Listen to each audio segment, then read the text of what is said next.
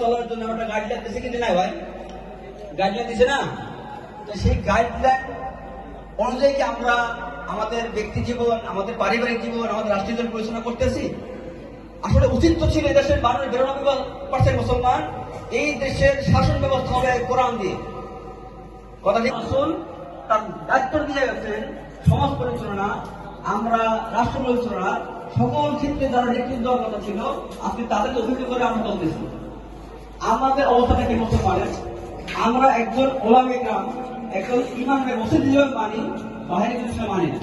মানি ভাই, ওই দিন আমাদের সকল সমস্যার সমাধান হবে যেদিন আমার মুসলিম ইমামকে মুসলিম ইমান মানবো এবং বাহিরে আসার জন্য যে জিনিসগুলো প্রয়োজন সেই জিনিসগুলো হলো ওয়াতাসিমু বিহাবলিল্লাহি জামিআন ওয়া লা তাফাররাকু।